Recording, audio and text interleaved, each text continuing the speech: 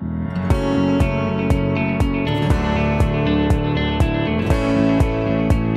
to the TEC Report podcast, where we help businesses survive, thrive, and create value.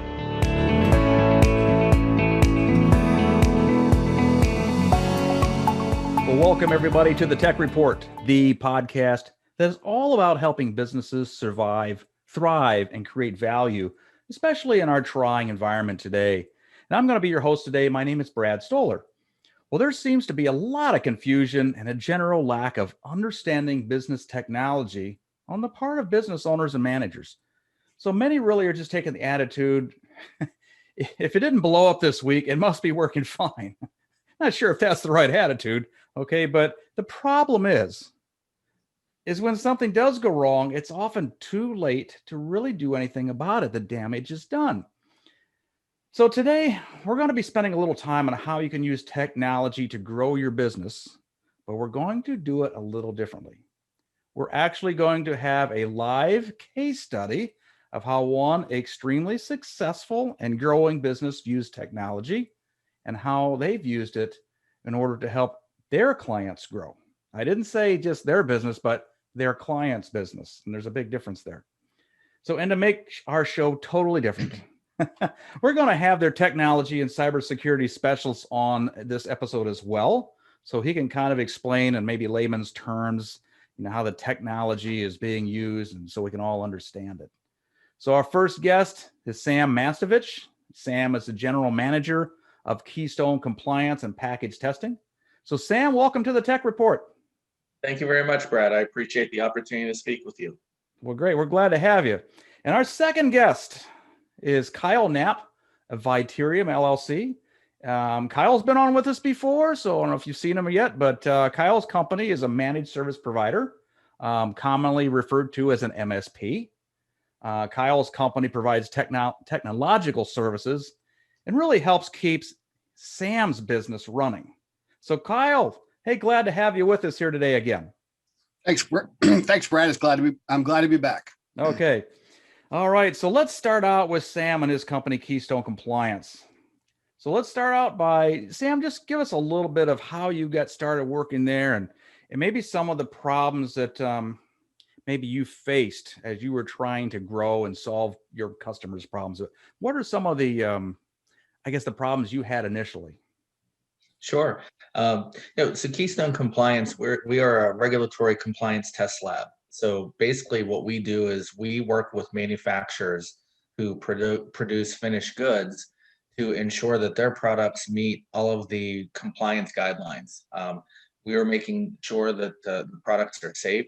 It's everything that we as consumers take for granted. We go to Target or go on Amazon, we buy something, we plug it in, turn it on, and it doesn't kill us, which is a little extreme. But we're making sure that everything is safe. And really, from our standpoint, some of the challenges that we've had is we're now in our 14th year of business. We started as a 3-person family business. And it was a true family business because all 3 employees had the same last name. And over the years, we've now grown from one little building in Newcastle to with 3 employees to 34 employees in 2 different buildings in Newcastle and now a new building in Durham, North Carolina.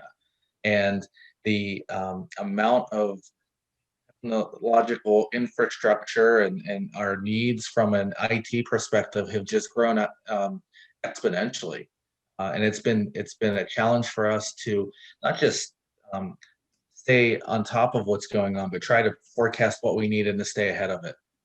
Yeah, exactly. And congratulations, by the way. So going from 3 employees to where you're at today and opening a new center in Durham, which in today's weather, maybe you prefer to be down to Durham right now, but maybe it's a little warmer, but absolutely. Exactly. That's probably why you guys did that, isn't it?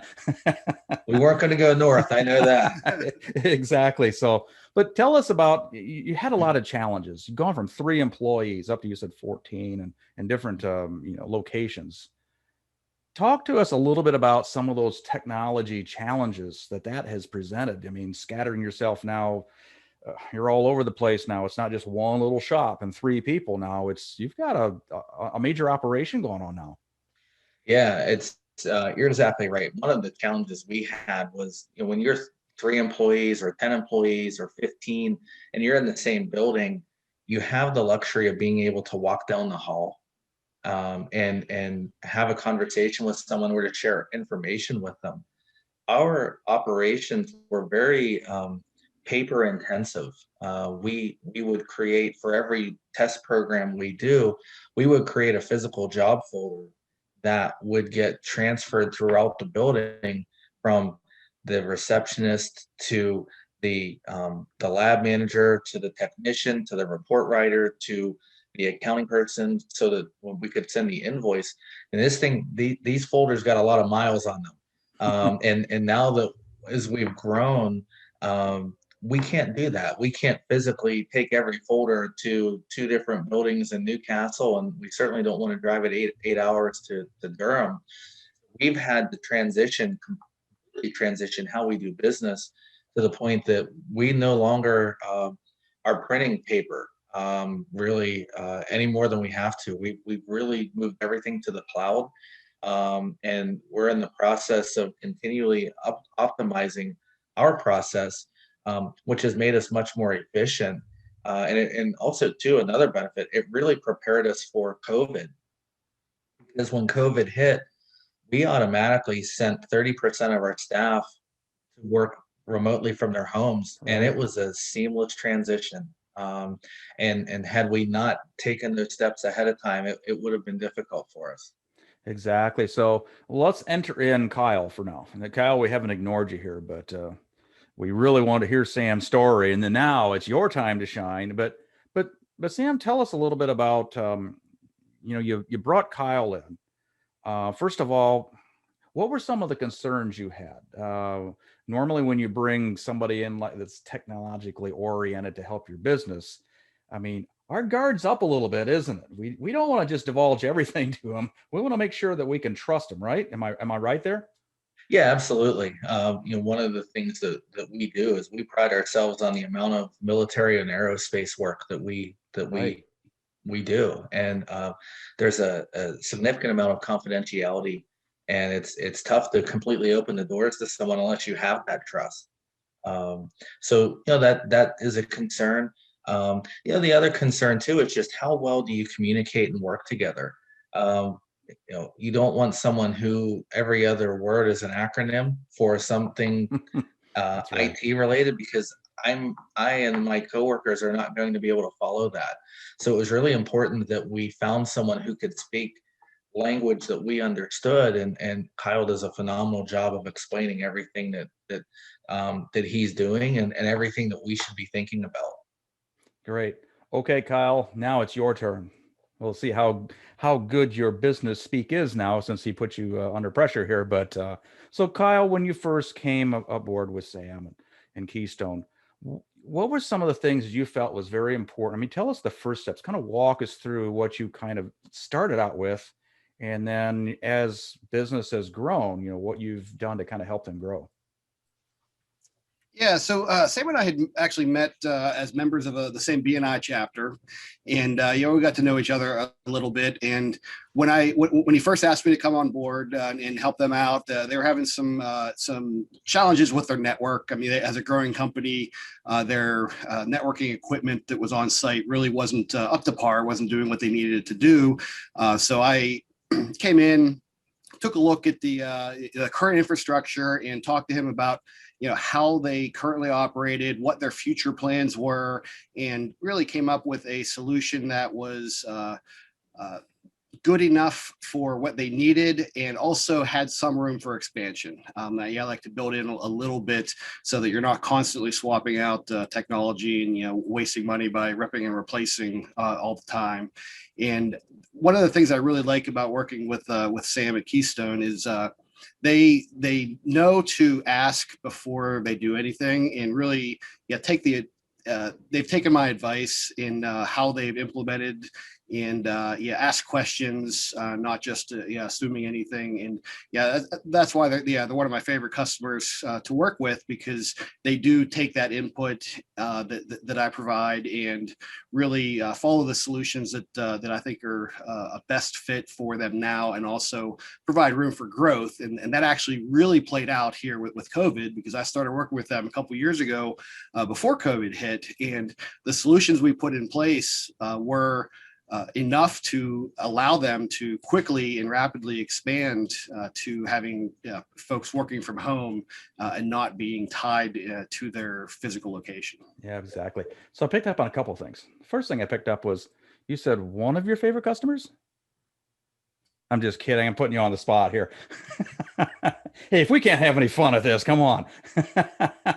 Okay, you guys have a great relationship, and I won't force that issue. Okay, but the other thing is I noticed that you had a plan. You didn't say it's all or nothing. You have to update all of your servers. You have to update all your equipment. You had a plan. And it sounds to me like Sam and Keystone agreed. You guys talked, came up with, hey, we can do this from a budget standpoint.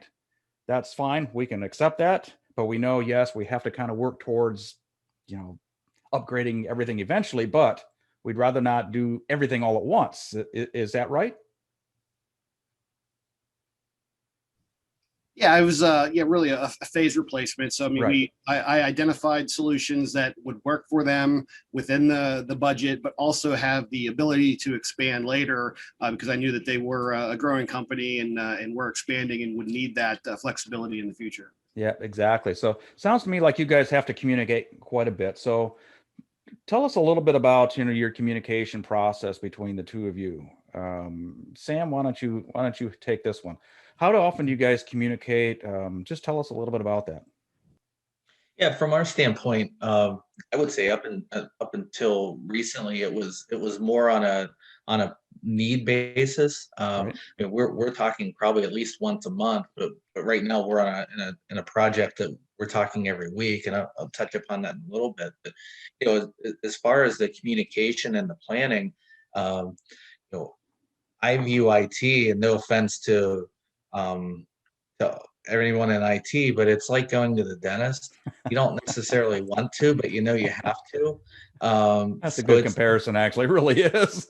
it's an expense that we know we have to make, but we're trying to spread that out over a period of time. And that's where it was really important for us to work with Kyle. And we appreciated that he understood that, look, we know that we have to spend a decent amount of money to upgrade what we have and to add to what we have, but we can't do this all at once. So it was great that he understood that, and has really helped us with spreading out that cost, allocating it over a couple of years, in a way that makes financial sense, but at the same time, operational sense. Yeah. As far as our communication now, we are in the process of really upgrading our cybersecurity infrastructure. And Kyle and I, and a couple members of our team, we are talking on a weekly basis, because this is a really big project for us. There are some increasing requirements that are getting implemented now, and some real hard deadlines coming up in the next couple of years that we are jumping on that early. And with Kyle's help, we are going to be able to, we think, pick up a lot of business in that military aerospace area, because we are going to be prepared, and not a lot of other companies in this arena are. Well, and you brought up a really good point, and I know this from working with Kyle.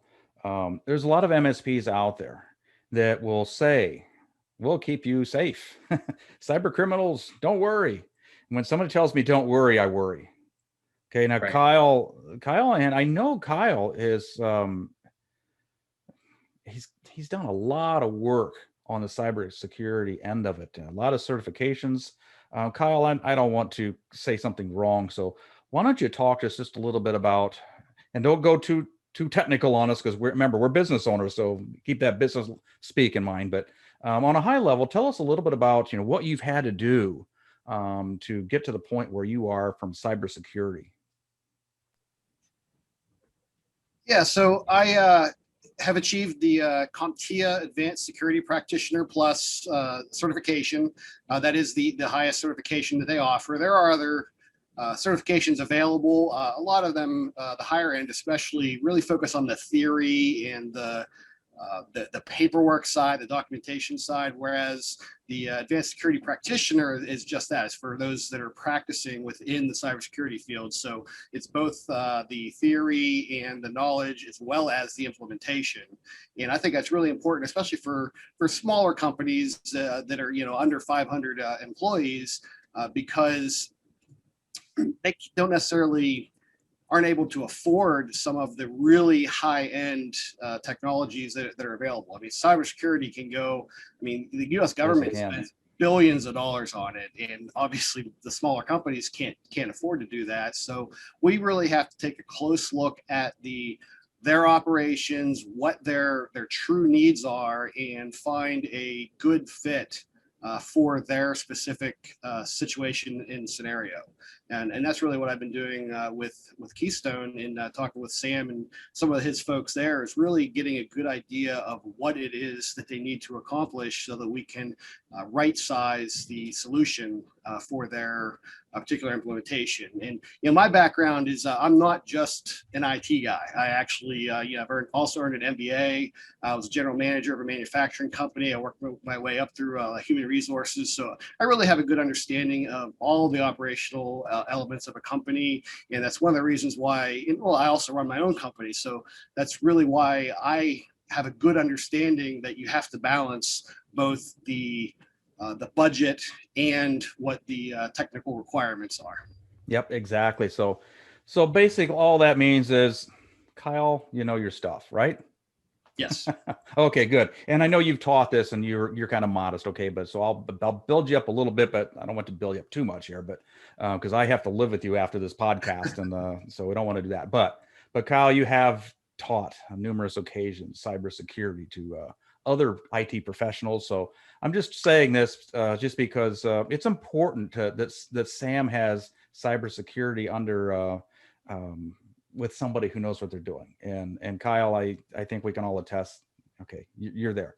So let's move on a little bit. So Sam, I know you and I had talked a little bit before about the importance of keeping your technology online, especially, with a new facility opening up that has opened up, I should say, in Durham, North Carolina.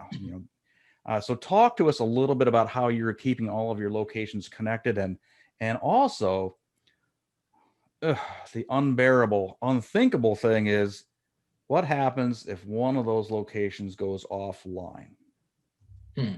If one of those, I'm sorry, I didn't mean to scare you today, but no, that's okay. If one of those locations goes offline, I probably need to update my LinkedIn profile.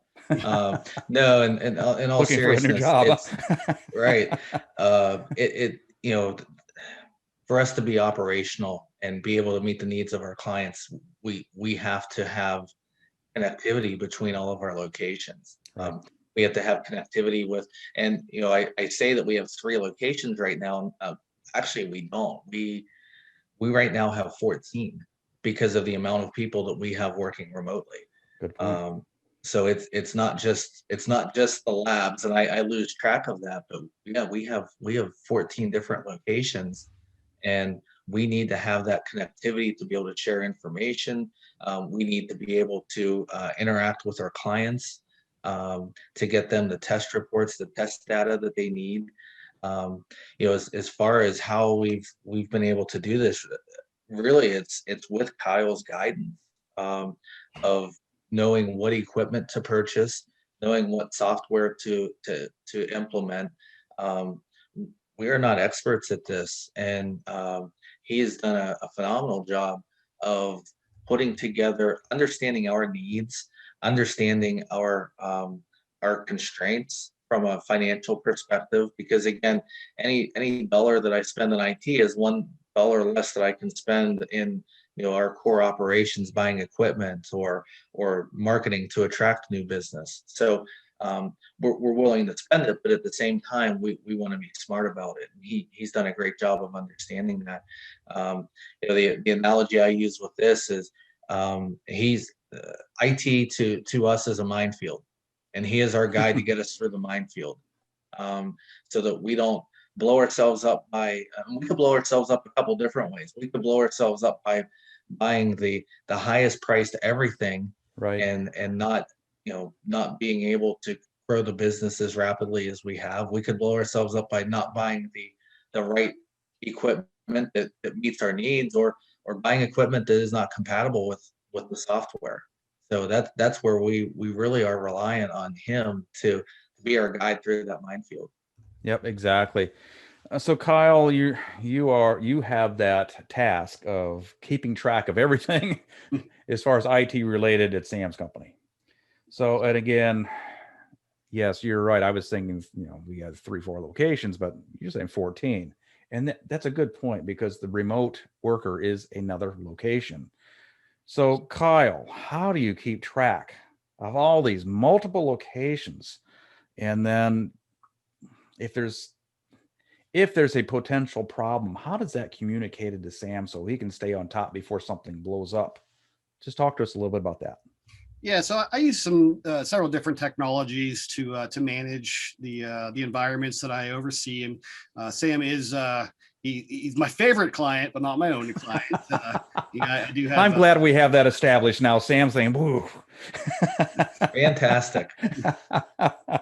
Yeah, I have about. You can charge him $1 more an hour now." Right. Fill that in on this monthly recurring. Yeah, so I do have 65 other clients, and I have a professional services automation software that lets me keep track of everyone and keep on top of things. And then I also have some RMM tools, remote management and monitoring. So that allows me to oversee the several hundred endpoints that I do manage without having to spend a lot of man hours. So they send me that software sends me alerts when there's a potential problem, so I can take care of it before it becomes a showstopper. And some of it is just keeping up on technology. So I do enjoy technology. I keep up on new trends, new things that are coming out, new technologies that are as good or better, and maybe more cost effective than what's already out there, so that I can both keep the operations going securely and within the budget of my clients. Okay, that's awesome. And I think that's important. You said the RMM. I was just about to say, now RMM stands for, and thank you, there's your business savvy technology language coming out. You told us what RMM means. Okay, awesome.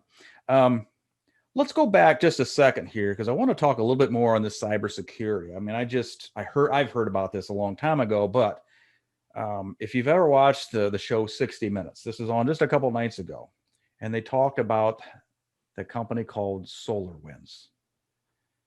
SolarWinds is huge, and they keep track of, oh my gosh, almost everything cybersecurity, right? And then they find out that there's a massive data breach and hacking going on. And so if one of the largest companies out there can be breached, and they're supposed to be the pillar, if you will, of cybersecurity. So there's a lot of things that can happen cybersecurity wise. So I think it's important that you really understand, if you're working with an MSP and they just say, "Oh, I know all about cybersecurity."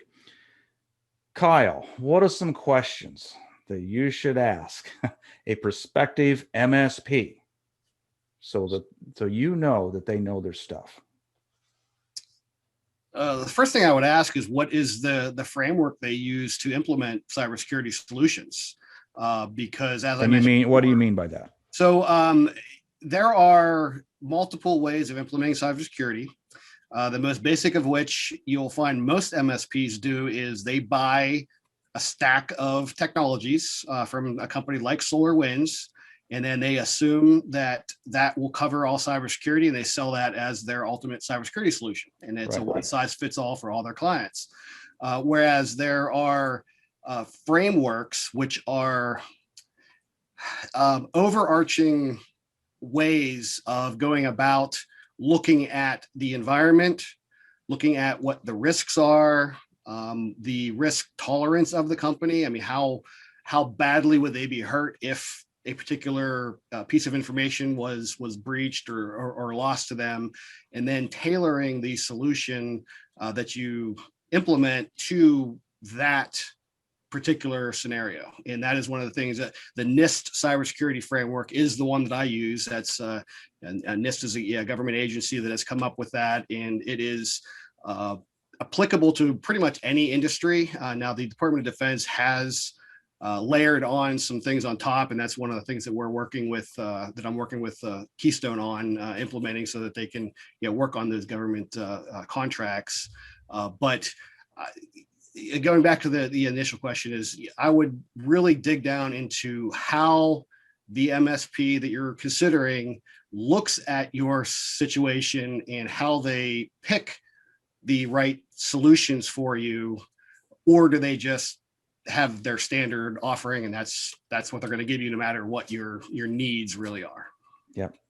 Okay, good answer. Good answer. So I think that's important because a lot of the business owners, and Sam, you can kind of address this a little bit, but and you even said it's like going to the dentist. I've got a toothache.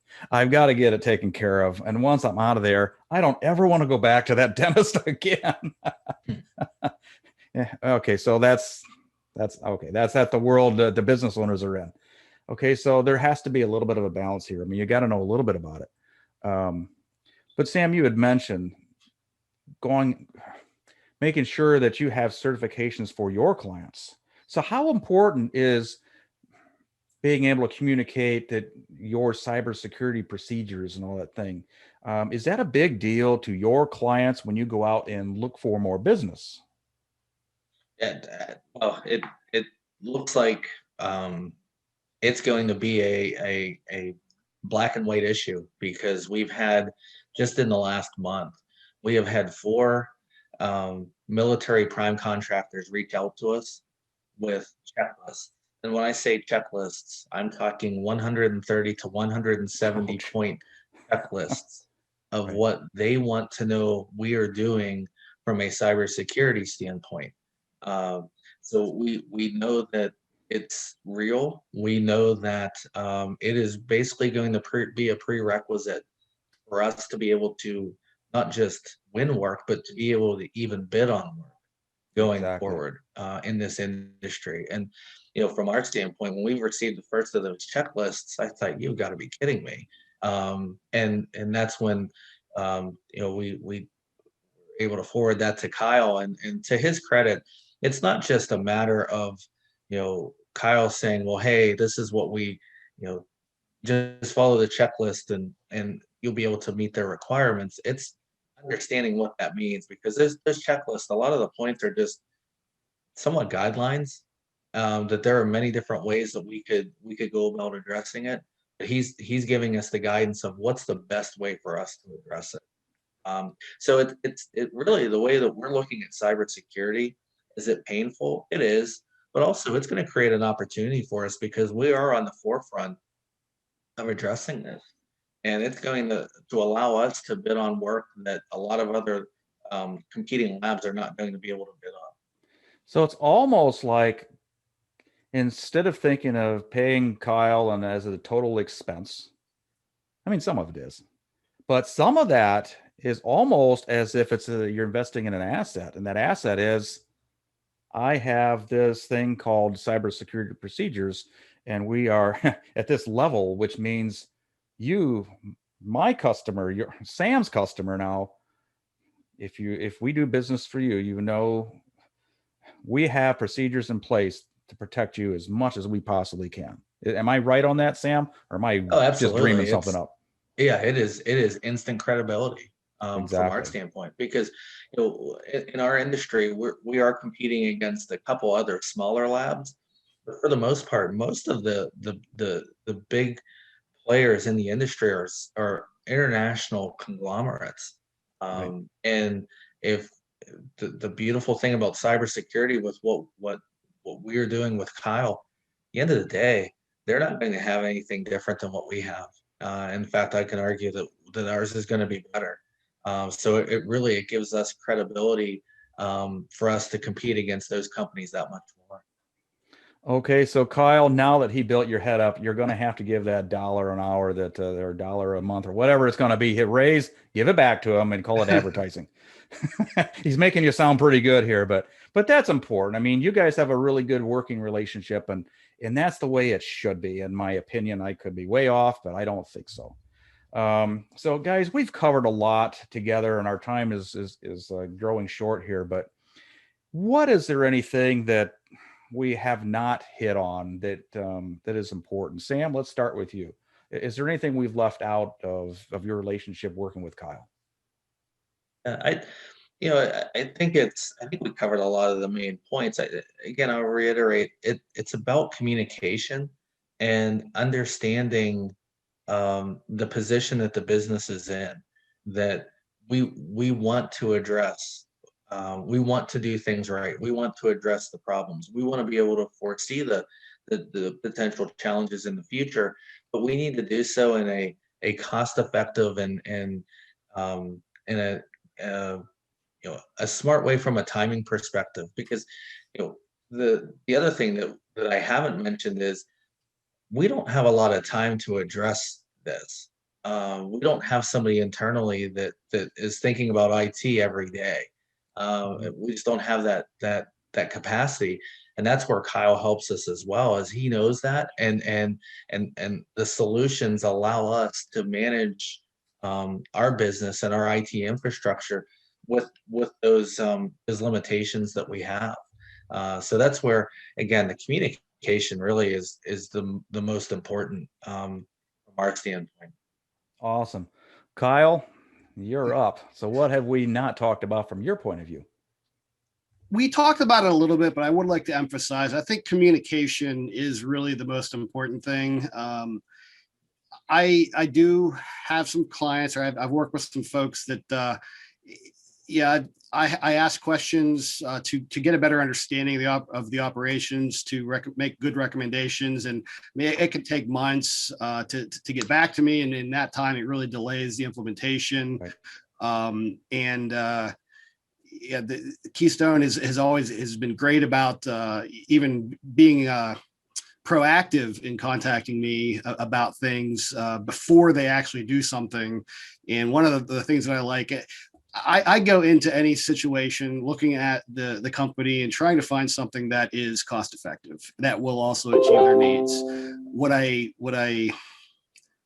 don't like to see happen is, beginning a business relationship with someone coming to me and say, we need to do this as cheaply as humanly possible, and we don't want to spend $1 more than we have to. Translation is run for your life. Yeah. So, I try to do my best in those situations, but usually there's some kind of trade-off, and I make sure to outline. It's like, okay, well, we can do it for this amount, but your risk is going to be here. Whereas if you spend just a little bit more, we can reduce your risk to here. And so it's more difficult in that environment, especially when they're not communicating with me their operations or all of their needs, just kind of saying, okay, well, we need to do this. You're the expert, do it. And that's true, but I do need to know some of the underlying requirements of the organization to properly fit the solution to their needs.